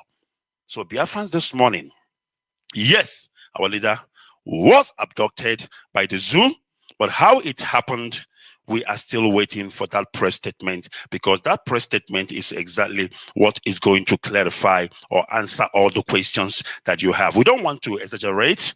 We don't want to begin to, say things that we are not sure about, but we need to hear from the horse's mouth. As you know, in IPOB, there are structures in place. And of course, that structure will be respected and that structure will do their job. That structure will be allowed to do their job. Now, that takes me to the second phase before we pray. I want you to understand something. Many people are saying, oh, there is a vacuum. There is a vacuum. Our leader is not there. There is a vacuum. Who told you there is a vacuum? IPOB operates. Do you understand how freedom fighting works? Here in IPOB, yes, we have our leader, MAZI Nnamdi Kanu. And then we have the DOS. Then we have a HOD. HOD. Have you taken time to sit down and understand how IPOB operates, how the system we have in place works? There can never be a vacuum in IPOB as long as we practice this kind of system we are practicing now. There can never be a vacuum. We have a HOD, for goodness sake. Maazị Doziem. He's our HOD. Automatically, when our leader is not around, whether he traveled or he went anywhere, the HOD, of course, is the guy in charge, for your information. I'm saying this thing so that people who are planning or thinking of taking advantage of the situation to do some stupid thing or one of the other, you are warned. You are putting on notice. IPOB is intact. We have system in place. We have structure in place. We have HOD. We have DOS. Do you know that DOS is like our parliament? The DOS is like our parliament, where decisions are made. Most of the things you hear our leaders say, do you really think that every time it's our leader who come out and say things? Before our leader says on certain things, it would have been discussed in the DOS, which our leader now and then attends their meeting. And once it has been, that is why when our leader come on air and say, this person has been suspended, this person has been done this, then it will be reduced to writing from the office of the HOD, Maazị Doziem, and the DOS. They will send out the communique, and then you will hear it in black and white. Do you understand? That is a place where structures work. That is a place where systems are in place. We are not a banana republic. Everything is intact. So you are warned, because if you try to take advantage of the situation, you want to be disobedient, you feel you're untouchable, nobody can talk to you, you have another thing coming for you. Because, like I said, even when our leader was incarcerated before the first time, most of you thought that it was his deputy who was running the show. No, it was not his deputy. It was DOS. DOS are the ones that decide. DOS are the ones that make decisions. Of course, in collaboration with the leader and everybody. And then make a decision what should happen and how it should happen and how it should go. Our leader is there to implement things that has been decided by this body called US. It is very important that you get yourself acquainted with how our structures work in IPOB. If you do that, you will understand that never, not at any time, will ever be a vacuum left in IPOB. One man said something, and that thing he said is very, very captivating. What he said really caught my attention. And of course, this goes to the zoo. What he said. Because the zoo felt that if we arrest Mazi Nnamdi Kanu, then of course IPOBians will go into their cocoons. They will hide away, they will give up, they will drop their banners, they will drop their flags and go home. Who told you that? Are you stupid? Are you out of your mind? Are you crazy? Because just me, Mazi Kechukwu, I am so crazy that whether Mazi Nnamdi Kanu is there or not, I am moving forward. I am proceeding. I don't know if you get that clearly. And there are millions out there who are more fanatical than me, who will move faster before me, Mazi Kechukwu, will even get there. Because if you don't understand, we are fanatical about Biafra. We have, of course, reached the Kubricum. We have approached a point of no return, a point where we can never drop our guard, a point where we can never drop our flag, a point where we cannot lay down our shield. Mazi Nnamdi Kanu have trained us well. He has taught us everything we need to know about the struggle, and that is why we are moving forward. We are unstoppable. We will never capitulate. We will never stop until Biafra is restored, whether whoever is here or not. So if Mazi Nnamdi Kanu is not around, you can take over where you are right now and begin to move forward, move the struggle forward, move Biafra forward. There is nothing like, oh, our leader is in jail. For that reason, we should sleep. No, we never did before. When our leader was incarcerated the first time, we were moving. We were killed, but we never stopped. We were scared, but we will never stop. We keep moving. We keep moving. Even the saboteurs among us tried to do a coup d'etat to take over. We stopped them. We quenched the fire. And IPOB was standing until our leader came out. What makes you think that this time around will be different? Nigerian government does not know what they are doing. They have no idea what they are doing. They are thinking it wrongly. This is freedom fighting. This is not trade union. This is not trade union. This is not Mitinomonagi. This is freedom fighting like never seen before. That is what it is. Many radicals have been trained. Many fanatics have been trained. We are up. We are ready to go. We are good to go.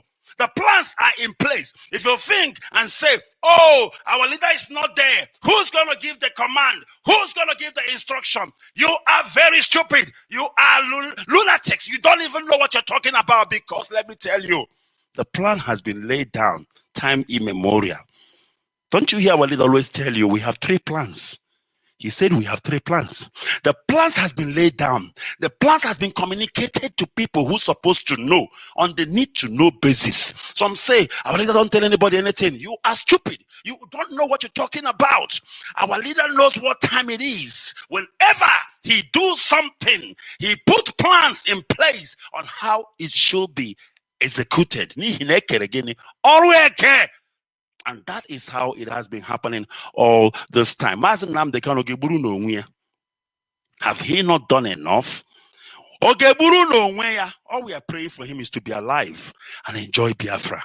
That's what we are praying for him. As for me, he has done everything needed to be done. He has taught us all that needed to be done. He has sanitized us with sanitizer. You must sanitize about coronavirus. We are so sanitized that we're not even afraid to move. So what are you waiting for? Who are you waiting for? Instead of you to get up and think, how do we proceed from here? Because we must continue at any time. We must continue. And you are sitting there yapping, looking for news. You keep making calls. Because if you are a true freedom fighter, you will realize that even when the leader is not around, you will even remember or realize that even when the leader is not around, that is when the struggle gets to a different gear. That is when everybody is mad. That is where or when everybody is ready to move. That is when everybody fights like never before, because we don't want to be put to shame. We don't want our enemies to say, yes, we have won. We have triumphed over them. We will show them that whether Nnamdi Kanu is around or not, we have been trained. Because when you are trained in school, when you are trained in the university, your lecturer doesn't follow you to your workplace. When you are trained as a doctor, your lecturer doesn't follow you to the operation room. When you have been trained as a nurse, your lecturer does not follow you into the hospitals. When you have been trained as an engineer, your lecturer doesn't follow you into the subways where you do your thing. You are on your own because you have been learned, because you have been trained.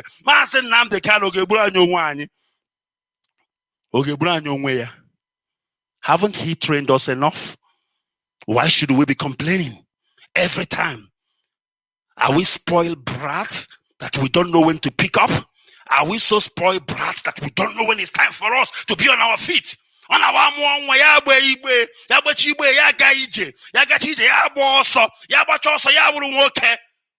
your father will get you a wife, or you will get yourself a wife and get married because you are now a man. And that is the stage we are in now as IPOBians. This is Radio Biafra SADC. We are the people of the East. My name is MAZI Kechukwu. It is Breakfast with MAZI Kechukwu. Of course, today the 30th of June, 2021, the time standing at 10:11. Of course, it should be 9:11 in the holy land of Biafra. I will take a quick break and I will be back, and then we will pray. Please don't go away. Don't go away. We will be right back before you know it. Face Reality Records. Oh, you see? How are you feeling? Oh, my gosh, you're to the Pop City. Come on, man. Yo, how far? If I go the money, memo transfer. I only lay your give real chap. Nekenika one day is a guy, a bastard. If I see what I'm my neighbor panda, if I'm gonna take it up with that money spender. I'm again a village at a sacking open. I can't you work again, message you on Nana. One kitty, if I got them, a broyebus of a motor neighbors, a runa park, a broyebus of a person, they was the runi simiri, Coronicola, no matter how fast you are. I got a buro to Pujero, Piniponia, Mondo Napono, the road. Work yourself. I won't be one day you will get your layaka. I won't be one day you will get your layaka. I won't be one day you will get your layaka. I won't be one day you will get your layaka. That's all I am. That's all I am. Just a passive way. The genuine one again. On the new one never I don't know that. The fella was the one that you knock on the kitchen. On the young the DFJ cousin, send out one that you check on. No matter on your matching, overtake his salad. Overtake his salad.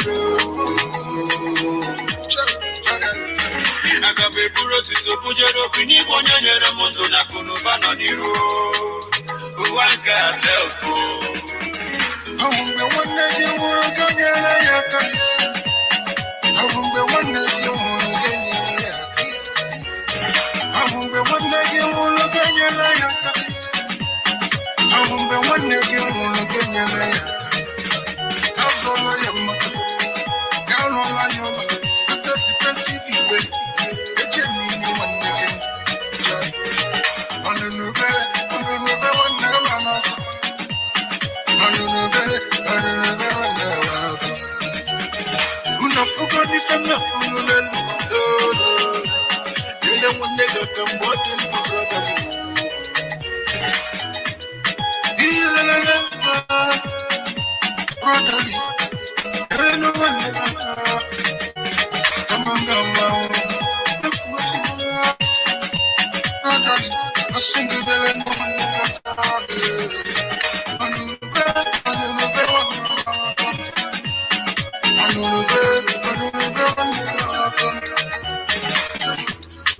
I go to talk about you, say you get the money.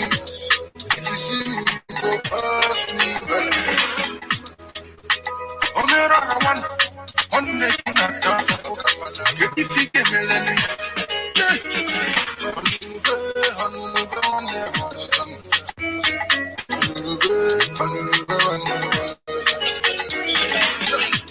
Inakuna pili pili, inakuna kawala.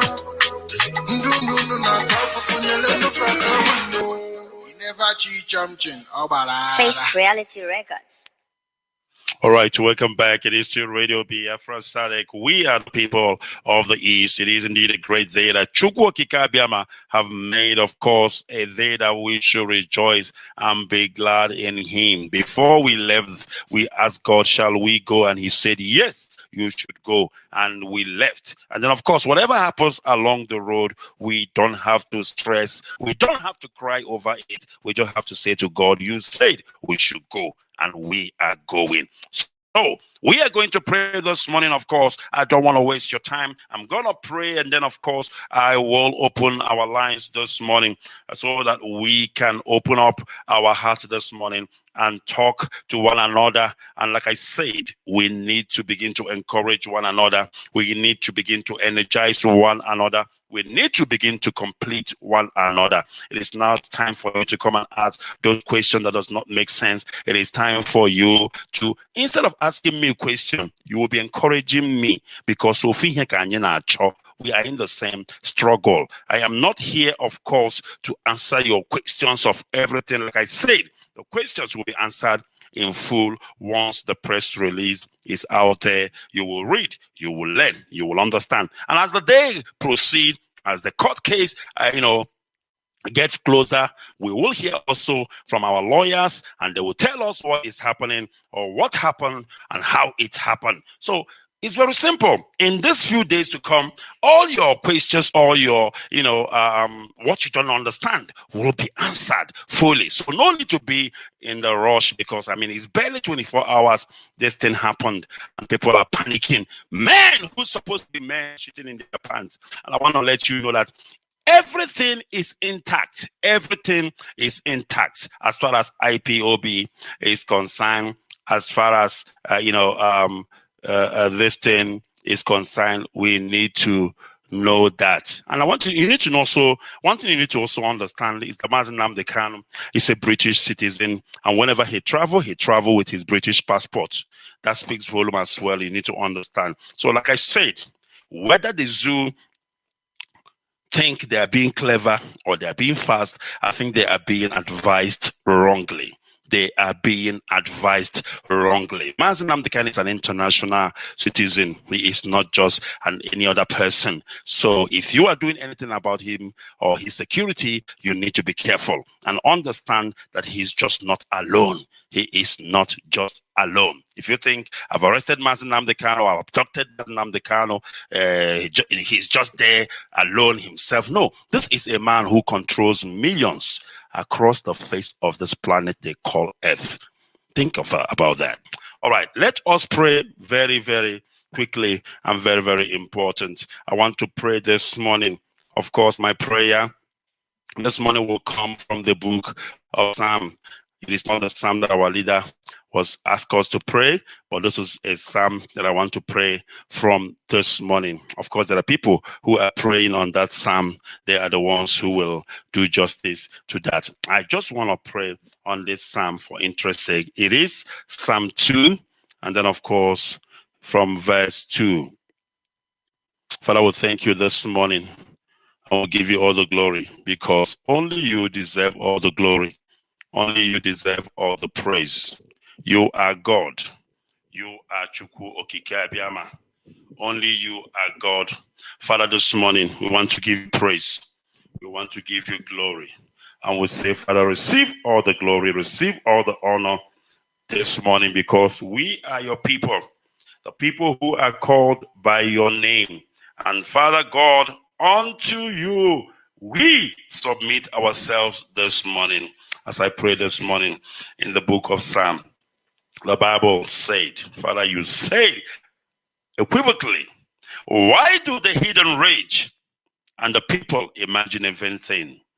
The kings of this earth set themselves, and the rulers take counsel together against the Lord and against the anointed, saying, let us break their bands asunder and cast away their cords from us. He that sitteth in the heavens shall laugh. The Lord shall have them in derision. Then shall he speak unto them in his wrath, and vex them in his sore displeasure. Yet have I set my king upon my holy hill of Zion. I will declare the decree. The Lord hath said unto me, thou art my son. This day have I begotten thee. Ask of me, and I will give thee the hidden for thy inheritance, and the utmost parts of the earth for thy possession. Thou shalt break them with a rod of iron. Thou shalt dash them in pieces like a potter's vessel. Be wise now, therefore, O ye kings. Be instructed, ye judges of the earth. Serve the Lord with fear and rejoice with trembling. Father, this is your word. And the Bible said, instead your word not to come to pass, that heaven and earth shall pass away. Father, we ask for nothing except Biafra. Father, we ask for Biafra as our inheritance, our possession. And this is what we pray this morning in line with this book of the Holy One. Father God, our leader MAZI Nnamdi Kanu is a man on the mission. There is nothing that happens to him without you not knowing about it. What is happening right now, at this moment, at this second, at this minute, about him, you knows. You've ordained it from the beginning of the day that it should be so. Therefore, Father, commit him to your hand. Wherever he is, we cover him with the blood of Jesus Christ. Father, wherever he is now, Father, we commit him, O Lord, and Father, we make him untouchable. We make him a flaming fire in the presence of the enemy, a flaming fire in the presence of our oppositions. That at the end of the day, through this, Biafra will be restored. Through this, Biafra will be restored. Father, Lord, those who have lost hope, those who are lost hope, who are crying, Father, I pray that you console them, assure them, and let them understand that this is freedom fighting. Father, we thank you because we know you have answered our prayer. We thank you because whenever we pray, whenever we call upon you, Lord, you answer. And therefore, this morning we say, Lord, to you be all the glory. To you be all the honor. In the name of Chukwu Kikabiama, we pray. Ise. It's M.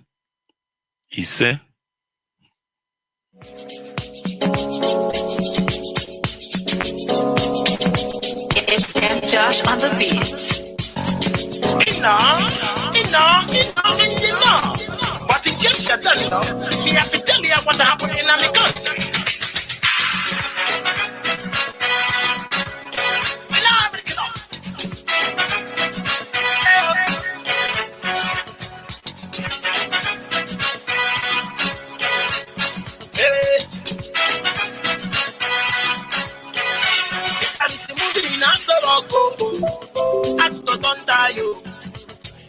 Go exile, chief take over. Oh, there is a movie in Asoroko. Them don't sell in Nigeria. China take over. Oh, second time colonization. Them lost access to presidential office. Them say somebody carry the key to hellfire. Vice president to disappear. Fake president can 69. Fire there for government house. CBN don't catch fire. 12.6 trillion don't on fire. Gandera office don't on fire. For how long poor man go the house? For how long poor man go the house? How long poor man go hunger? How long poor man go hunger? Gonna do open government, yeah, show. But I will plenty for government house.